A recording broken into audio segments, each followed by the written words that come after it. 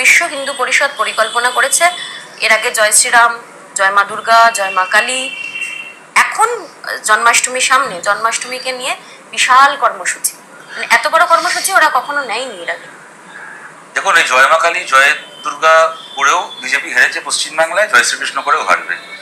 কোনো ভগবান বিজেপিকে পার করতে পারেনি পশ্চিমবাংলাতে, শ্রীকৃষ্ণ চাইবেন বিজেপি হেরে যাক। কেননা বাংলার মানুষের কোনো ধর্ম পালন করার জন্য কোনোদিন বিশ্ব হিন্দু পরিষদকে লাগেনি, কি জামাতে ইসলামীকে লাগেনি কোনোদিন। পশ্চিমবাংলার মানুষ চিরকাল নিজের আস্থা থেকে ধর্ম পালন করে এসেছেন। এর আগে বহু চেষ্টা আমরা আরএসএস বা আরএসএস এর এই সমস্ত শ্যাডো অর্গানাইজেশনের পক্ষ থেকে আমরা দেখেছি। তখনও বললো মানে ব্রিগেডে নাকি 1 লক্ষ মানুষ একসঙ্গে গীতা পড়বে, 3000 লোক হলো না। কখনো রামনবমীর নাম করে চেষ্টা করলো বাংলায় দাঙ্গা করার, করলো অনেক জায়গায়, কিন্তু তারপরে সেই দাঙ্গার আগুনে নিজেরাই ঝলসে গেল। অতএব এই সমস্ত করে পশ্চিমবাংলায় জন্মাষ্টমী হবে। ছোটবেলা থেকে আমরা জন্মাষ্টমী দেখে এসেছি, তালের বড়া হয় বাড়িতে, মানুষ তালের ক্ষীর করে, তালের পায়েস করে, মন্দিরে মন্দিরে